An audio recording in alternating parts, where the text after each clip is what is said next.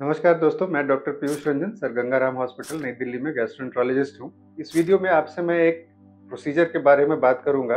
ये एक ट्रीटमेंट के फॉर्म में होता है जिसको कहते हैं फीकल माइक्रोबायोटा ट्रांसप्लांटेशन यानी कि एफएमटी। संक्षेप में अब हम इसको एफएमटी से इसके बारे में मैं इसको रेफर करूँगा। तो ये फीकल माइक्रोबायोटा ट्रांसप्लांट यानी एफएमटी होता क्या है? ये सोच सुनकर के आप भी शायद हैरत में पड़ जाए। आप में बहुत से लोग ने शायद इसके बारे में सुना ना हो। देखिए, हमारे पेट के अंदर, इंटेस्टाइन के अंदर, मुंह से लेकर के लैट्रिन के रास्ते तक, स्मॉल इंटेस्टाइन, लार्ज इंटेस्टाइन में खरबों की संख्या में बैक्टीरिया होते हैं। ये पेट का जो एक बैक्टीरियल फ्लोरा होता है, इसको संक्षेप में, इसको एक कंबाइंड रूप में हम माइक्रोबायोम कहते हैं। ये माइक्रोबायोम, इसमें से हम इसको बोलचाल की भाषा में यदि देखें तो इसमें से कुछ हार्मफुल बैक्टीरिया होते हैं और कुछ हेल्पफुल गुड बैक्टीरिया होते हैं। तो ये एक स्टेट ऑफ बैलेंस में रहते हैं और हमारे शरीर के अंदर हेल्थ में और डिजीजेज में बहुत ही इंपॉर्टेंट रोल प्ले करते हैं। और ये ग्रेजुअली देखा गया है शोध के द्वारा, रिसर्च के द्वारा, कि कई सारी बीमारियों में, पेट की बीमारियों में, ब्रेन की बीमारियों में, डायबिटीज में, ओबेसिटी यानी कि मोटापा में, लिवर सिरोसिस, कई सारी बीमारियों में हमारे गट के बैक्टीरिया एक इम्पॉर्टेंट रोल प्ले करते हैं। तो यानी कि हमारे पेट के अंदर का बैक्टीरिया अगर बिगड़ा हुआ हो तो हमें कई सारी बीमारियों के होने का खतरा रहता है। और ये एक प्रूवन चीज़ है। अब काफ़ी सारे रिसर्च टूल्स हैं जिनके ज़रिए हम इन बैक्टीरिया को स्टडी कर सकते हैं, उनके टाइप्स पता कर सकते हैं। तो ये एक काफ़ी एडवांसिंग फील्ड है और मेडिकल रिसर्च का एक काफ़ी इम्पॉर्टेंट फ्रंटियर है जिसमें काफ़ी सारा रिसर्च हो रहा है। और अभी जो ये फीकल माइक्रोबायोटा ट्रांसप्लांट आया है, ये एक तरह का ट्रीटमेंट का टूल है जो कई सारी बीमारियों में, जिसमें से ये पता है कि पेट का बैक्टीरिया बिगड़ गया, उसमें से इसको ट्रीट करने के लिए इस्तेमाल किया जा सकता है। देखिए, इसके जो ट्रीटमेंट के इंडिकेशंस हैं, इसकी लिस्ट बड़ी लंबी है। आज आपसे मैं स्पेशली सिर्फ 3 बीमारियों के बारे में बहुत संक्षेप में बताऊंगा कि जिसमें एफएमटी को ट्रीटमेंट के तौर में इस्तेमाल किया गया है।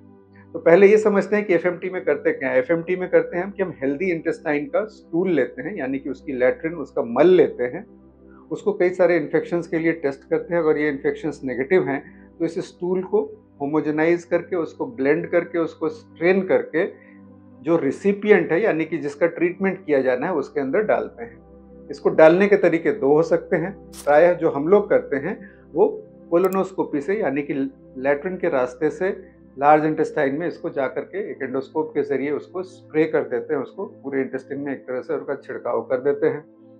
इसके अलावा कई सारे लोग नाक से एक ट्यूब डाल करके, जिसको नेजोजेजुनल ट्यूब कहते हैं, उसके जरिए इंटेस्टाइन के अंदर, स्मॉल इंटेस्टाइन के अंदर इसको डिलीवर करते हैं। और यूएसए में अब कई पूप पिल्स, यानी कि ये जो फ्रीज ड्राइड स्टूल होता है, इसको कैप्सूल के अंदर डाल करके देते हैं, जिसको आप बिना किसी इस प्रोसीजर के जरिए, पानी के जरिए निगल सकते हैं। तो ये 3 तरीके हैं मेनली जिसके जरिए ये बैक्टीरिया जो कि किसी हेल्दी इंटेस्टाइन के फीसिस यानी कि स्टूल से लिए जाते हैं, इसीलिए इस प्रोसीजर को फीकल माइक्रोबायोटा ट्रांसप्लांट यानी कि एफएमटी कहते हैं। जिसका पर्पस जो डिजीज्ड व्यक्ति होता है, जो रोगी है, उसके अंदर के इंटेस्टाइन के बैक्टीरिया को तेजी से चेंज करना होता है, जिससे कि कई सारी डिजीजेस का कंट्रोल मिल सके।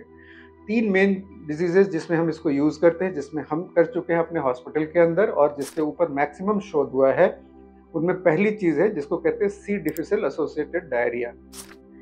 ये बीमारी होती है, जैसे हम एंटीबायोटिक्स या कोई चीजें लेते हैं तो ये कॉमनली हम देखते हैं कि कई सारे एंटीबायोटिक्स से डायरिया हो जाता है।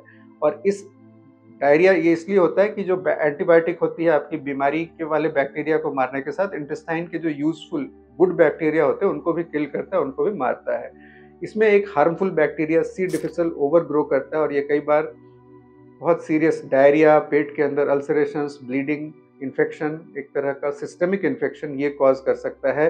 और इसका अगर फर्स्ट और सेकेंड लाइन ट्रीटमेंट है जो फेल हो चुका हो, जो काम नहीं कर रहा हो या बार बार हो रहा हो, तो इसमें एफएमटी एक बहुत ही कारगर तरीका है। दूसरी कंडीशन है alcoholic hepatitis.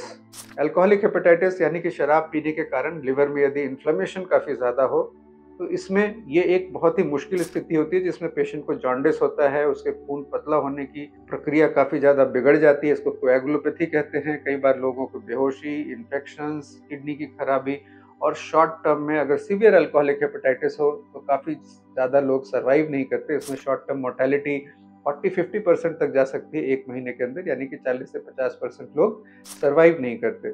Steroids, liver transplant, ये इसके कन्वेंशनल ट्रीटमेंट के तरीके हैं। जो लोग स्टेरॉइड्स के लिए एलिजिबल ना हो, जो लोग ट्रांसप्लांट की तैयारी ना कर सक पा रहे हों, या जिसमें स्टेरॉइड फेल कर चुका हो, उसमें अब काफ़ी ज़्यादा एनकरेजिंग रिसर्च है कि फीकल माइक्रोबायोटा ट्रांसप्लांट के ज़रिए इन मरीज़ों को ठीक किया जा सकता है और शॉर्ट टर्म में वो एक सर्वाइवल प्रोवाइड होता है जिससे आगे चल के और तरीकों से उनको थोड़ा ठीक किया जा सके या लिवर ट्रांसप्लांट तक पहुंचाया जा सके। तीसरी कंडीशन जिसमें हम एफएमटी को काफ़ी ज़्यादा यूज़ करते हैं, ये होती है बीमारी जिनको हम कहते हैं inflammatory bowel disease, ulcerative colitis. Ulcerative colitis के बारे में एक अन्य वीडियो है मेरा जिसमें आप डिटेल्स में इसके ट्रीटमेंट ऑप्शंस के बारे में समझ सकते हैं। स्टेरॉइड, मीज़ाकोल, एज़ाथायोप्रिन और बहुत सारे बायोलॉजिकल ड्रग्स इसके प्राइमरी ट्रीटमेंट ऑप्शंस हैं और सर्जरी, जो पेशेंट्स रिस्पॉन्ड ना कर रहे हैं उनके लिए सर्जरी होती है। लेकिन अगर दवाइयों का साइड इफ़ेक्ट आ रहा हो या दवाइयाँ कारगर नहीं हो रही हों तो बैक्टीरियल फ्लोरा को मैनिपुलेट करना एफएमटी के जरिए उसमें एक ट्रीटमेंट ऑप्शन है। और इसमें भी अब काफ़ी ज़्यादा शोध है कि जो लोग या तो दवाइयाँ टॉलरेट ना कर रहे हों साइड इफ़ेक्ट के कारण या रिस्पॉन्ड ना कर रहे हों, ऐसे ग्रुप ऑफ पेशेंट्स में हम एफएमटी कर सकते हैं।